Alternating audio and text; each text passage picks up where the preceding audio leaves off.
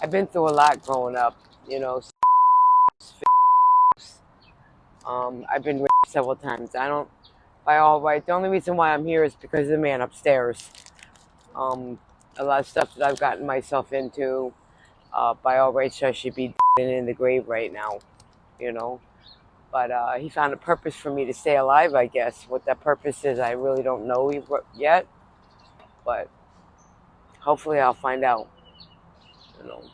I just turned 62 years old, and we've lost everything, Yeah. and had to start all over again. I was out here while he was in jail. I was out here on my own for Good. over a year by myself, struggling bad, with nobody to help me. I was forced to do things that I shouldn't have been doing, like to get money just to eat, to support my habit, to buy my cigarettes and get my hygienes and stuff like that because I had no one to help me. While your husband was in jail? Yeah, yeah. Um, I refuse to have anyone, especially a man, put their hands on me for no reason. You know, Yeah. um, I let him go quite a few times, separated from him. I mean, I struggled this year and a half that I was on my own, but I did better without all the drama and BS by myself than I'm doing now with him. We're constantly fighting and arguing. We relapsed today, 2 days ago, and it just got real bad. I mean, it got worse and worse, and I don't want it to escalate to domestic violence again. You know, so he kept going, and I stopped. You know, Let me ask you about your childhood, because you said that you had some mental health yes, issues. my mother, her father, and her brother, my grandfather and my uncle, were very physically abusive towards me. My mother especially.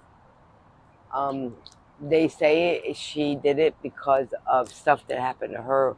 She was adopted and raised by people who used to do the same thing to her. So they're saying because that's all she knew. And she was also a middle child like I am. I don't know if that has anything to do with it, but it sounds kind of weird, you know.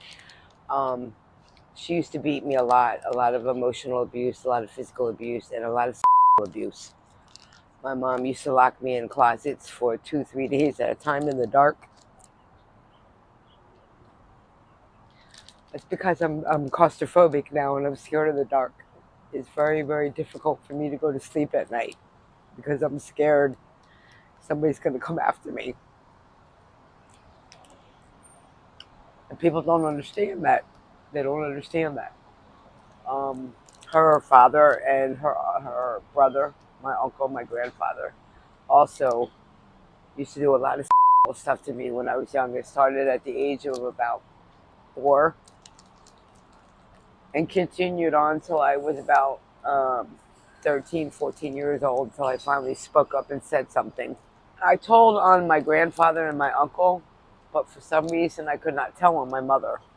My dad knew about the physical abuse, but he didn't know. I never spoke to him or anyone else about the abuse because I guess I was ashamed.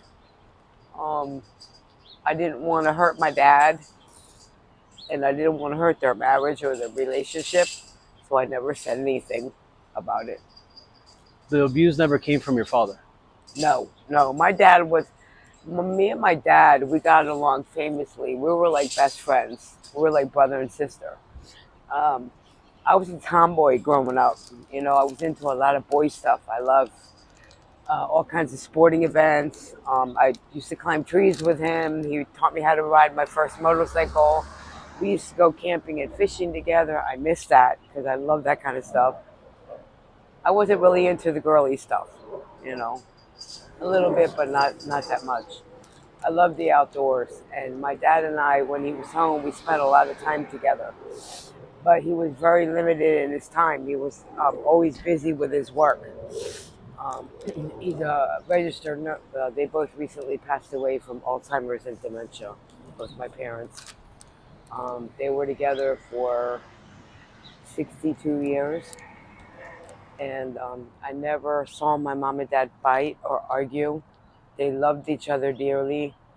Um, Did your dad ever find out about the abuse that came from your mom? no, I never told him.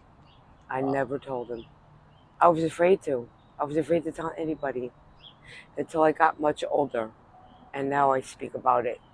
You know, for a while when I first started not wanting to talk about it, I thought it was my fault because I was a bad child, that I deserved everything that happened to me.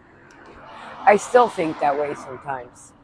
That you Why, I deserved it? don't know, but I was treated so badly being young that that's all I knew. That's all I knew I grew up to be. You know, I'm not a bad person, but I got into a lot of bad things, because I felt like that's all I deserved. Nobody cared about me. Um, I was a bad child, so why not? You know, I got into a life of crime. I've been to jail numerous times. I haven't been in trouble since 2016, but I've been to prison 5 times. My county arrests are off the roof. Um, I was a member of a statewide deaf ring for many years. I was stealing because it was a high for me. It was an attention getter for me, and I wanted attention. You know. Um, Can I ask you a question? mhm. We hear a lot about women being abused and not saying anything in the moment. I think as men, we don't get it. I'm one that believes if something happened to you, why not just say it? So can you explain to me why it is that when women get abused, they usually tend to keep quiet? Ashamed. I'm ashamed. I'm thinking people are going to think bad about me. You know. I don't want people looking at me like, you know. I don't know. I was embarrassed. I was 3 times. The first 2 times I didn't say anything. I let it go because I was embarrassed and humiliated. I didn't want anybody to know. But the third time I did tell them, and I got treatment for it. But And this was in your childhood? no, this was growing up as a when I got out of the military, and I went home.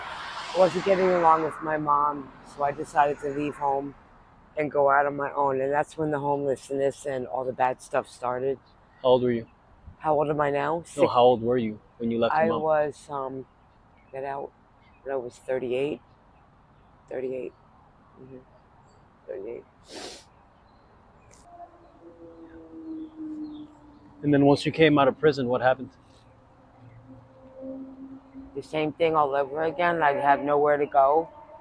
Um, I had heard about Camilla's house that they help homeless people. So straight from prison, I went there and got into what they call their day program.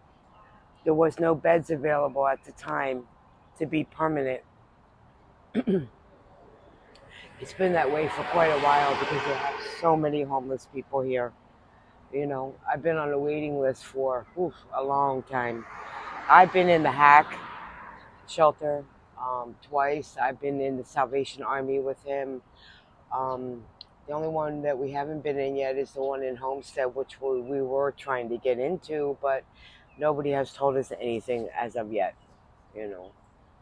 But we applied for the drug program over here, and we just found out we got accepted. So supposedly, like I said, I'll believe it when I see it. Right. You know. What are your thoughts about the shelters? I love the shelter. Absolutely love the shelter. The people there are wonderful. Um, they've helped me so much. They help a lot of people with clothes because all my stuff while I was out here by myself got stolen. They've taken all my clothes. I've had to go steal more clothes, because I didn't have the money to go buy new things. They stole my government phone twice. Now I can't get a phone until I pay them $25, and it has to be paid by credit or debit card to get another phone, and I just don't have it. I don't have anyone to help me. Um, so Camilla's house has been a godsend. We eat there, breakfast and lunch, sometimes dinner if we get lucky. Um, According to how many beds they have available, some days we get in for the night, 24 hours, get to take a shower, change our clothes, eat, be in the AC, watch TV, relax, you know, calm our nerves, Yeah. you know. Um, but taking care of him and trying to take care of myself, it's a 24-hour job, and a lot of times I get stressed out. I have a lot of mental health issues also. I suffer from depression and PTSD. I've tried to commit suicide 3 times. The last time was a few months back where I had gotten so drunk and so high for many days. I was up drinking alcohol and smoking. I was out of my mind and I wanted to be with my mom and dad or my dad, and I wanted to be with my daughter. I didn't want to live anymore. For what? So I can keep continually suffering and getting hurt, physically and emotionally and mentally. I couldn't handle it no more, so I wanted to. So I was in Little Havana where we used to live, and I got up off the bus bench and jumped in front of a car and tried to myself.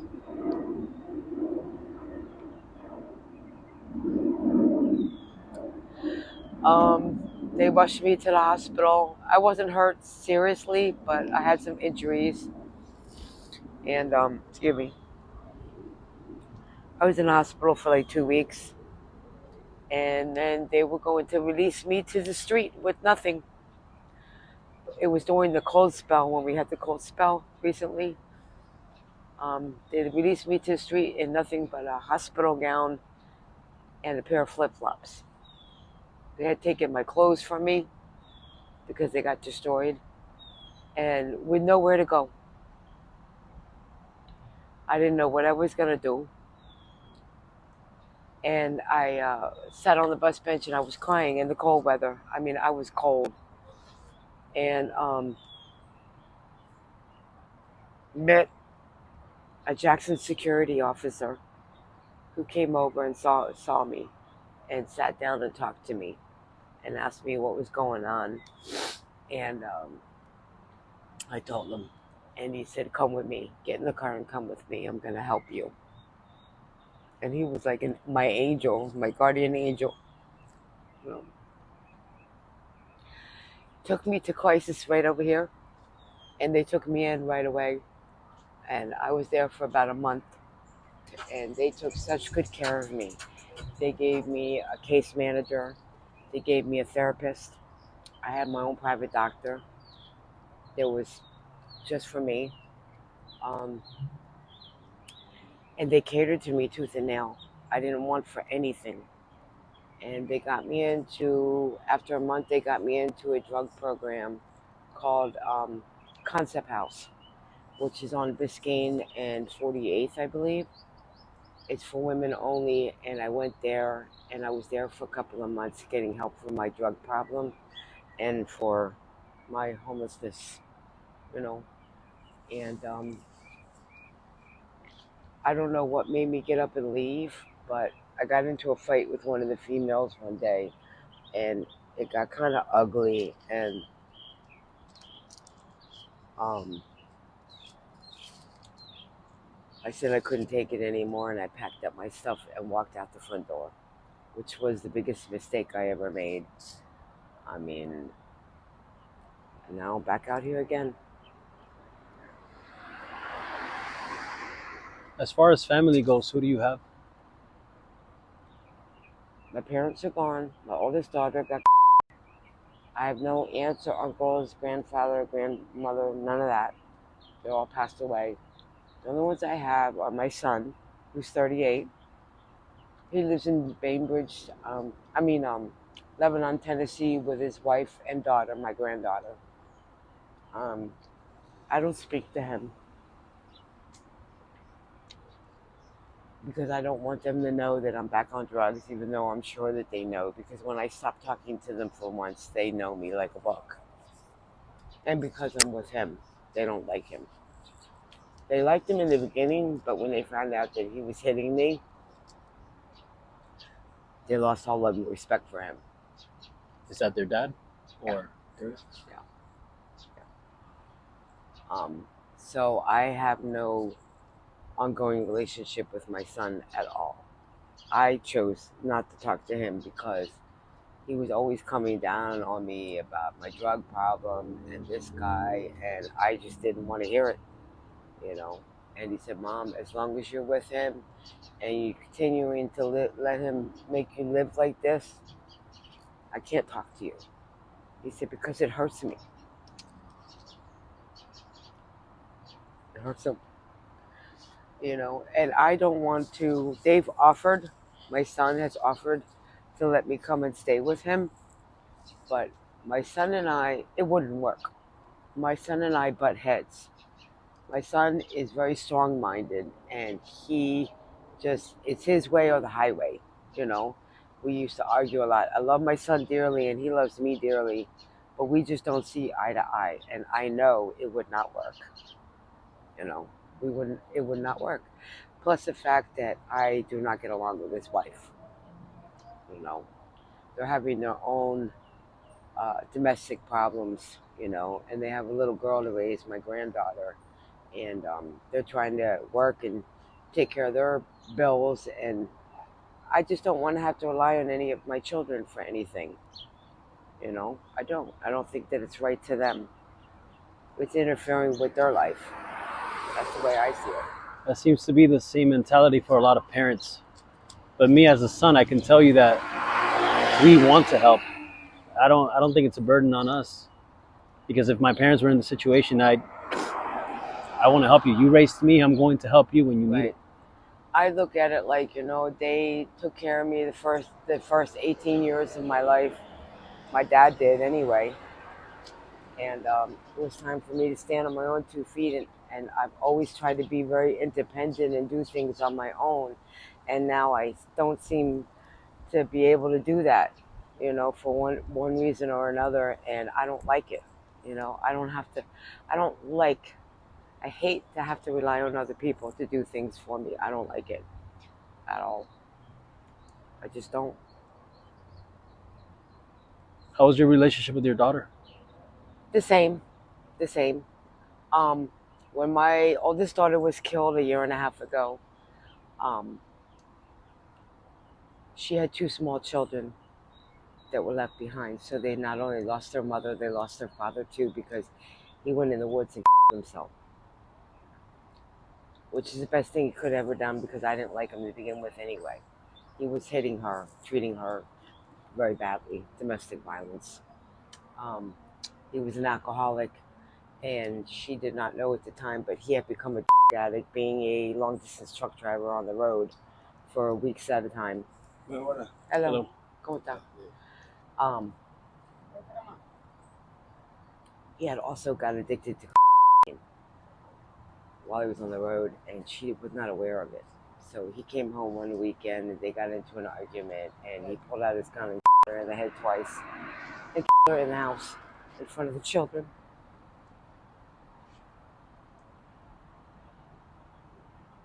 That's horrible. That was my baby. That was my angel. I never, in my wildest dreams, ever thought that I would have to bury one of my children before I went. I'm like, why her, God? Why? I was mad at God. I was so mad at God. Why did you take my baby away from me? She didn't deserve it. She was a good woman. She was a good mom. She took care of those kids. She was just good, you know. Out of all three of my kids, she was the best one. She never gave me a problem at all. Was always there for me, always helpful. He'll tell you, did everything for me, you know. I love my children equally, but she was the best out of all three of them. The other two were bad. They were bad growing up. Both of them were bad. really bad. My son used to hit me, um, used to spit on me, punch me. Both of them, him and my youngest daughter, used to give me a really, really hard time because of what I was going through with their father. It's like a pattern with me. Their father, I met, he was Iranian. All three of my kids are from him. But for all that I've put them through, all the bad, my kids have turned out to be so good. My son was a straight A student. My oldest daughter was a straight A student. My little one wasn't exactly the same.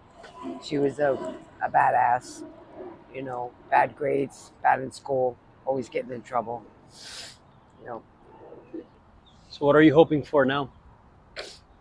I know you said you were going to get into this program at Camilla's house. yeah, supposedly we got accepted to the drug program in Camilla's house right here.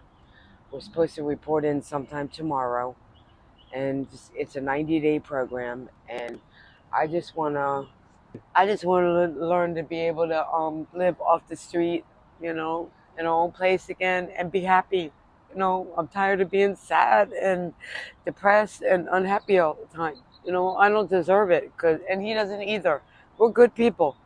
He has a heart of gold. He helps everybody. Everybody. We took people in off the street when we weren't supposed to, risking being evicted, to help them get back on their feet.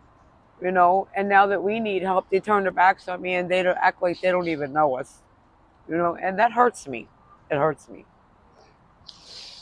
So I just want to be happy with him.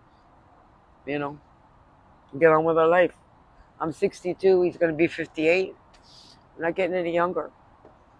And I want to. I'm proud of myself in some ways because I used to be, because suffer from depression and PTSD. I gave up on myself. You know, I didn't care about the way I looked. I had got up to almost 300 pounds, and I ate to kill the depression and the PTSD. But it just made it worse. Just made it worse. I feel bad about gaining all that weight, and when I looked in the mirror, I thought all I saw was ugly, ugly. I was an ugly person, and I deserved every bad thing that happened to me in my life. That's how I felt. And I guess that stems from your childhood. Yeah. hmm I didn't ask for all that stuff to happen to me. I didn't deserve all that stuff to happen to me. You know, they did that to me. And now I know it's not because of anything that I did. I was not a bad child. You know, I did okay in school, and I behaved at home as much as I could. I got into trouble every now and then, but I didn't deserve what happened to me, and now I'm suffering for it. That's pretty much my life in a nutshell. so, my hands are a little. Thank you for your time, Karen. You're very Appreciate it. welcome. You're very welcome.